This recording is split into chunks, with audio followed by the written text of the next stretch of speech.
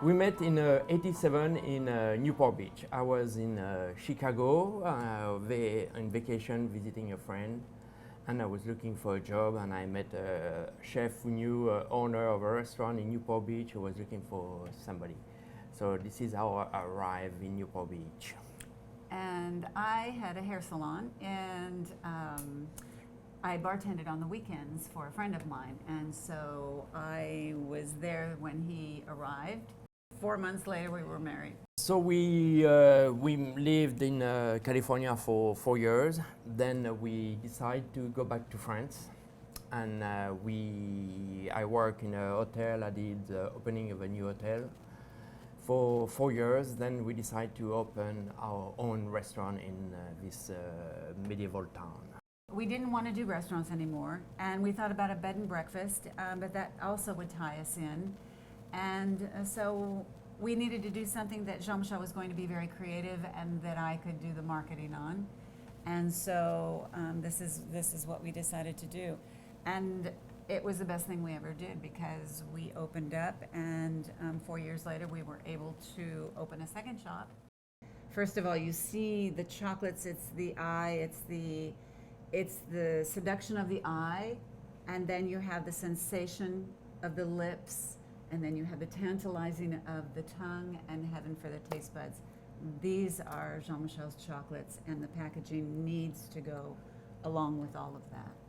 My recipe are all my own creation. I started with only 21 different chocolates, and now we have 36 different flavor plus one I do every month. I do a different one.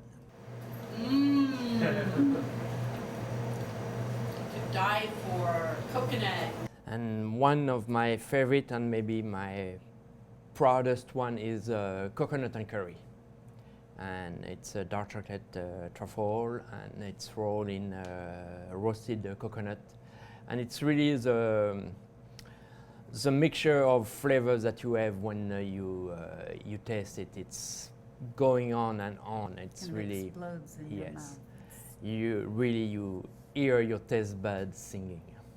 We have three kind of really three different process. One, it's the truffle.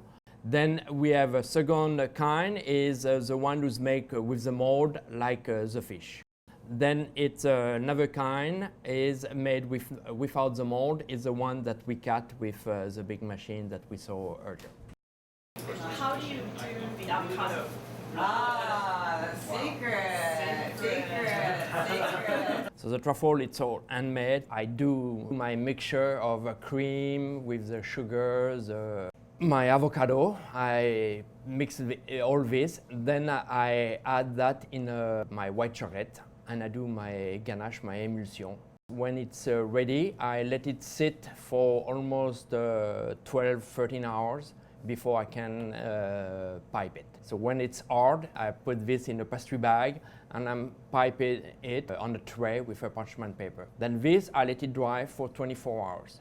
The next day, I'm going to roll them. So I take each truffle in my hand and I roll them. Then I put them back on the tray.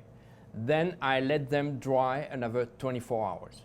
Then the third day, we dip them in the chocolate. So twice. Then the second time, we add at the end a little sprinkle of Tahitian vanilla sea salt. Everything is a community decision. Even for the chocolates, he's the one who creates the chocolates, he's the one who has the recipes, but I get to try them, and if I really don't care for it, then if I don't care for it and it's good, he still will do it. But if I have an opinion that in something, he will listen to that opinion and sometimes change it. And yes, she's good for me, because sometimes I might be a little bit too go a little bit too far in my exploration of new flavors. So she calm me down. So it's good like that. It's a good team. we're a good balance. And having the second shop, I think, is really good. I'm usually always in the second shop, and he's here. so that we have the same goals, but yet we still come together in the middle. So it's great.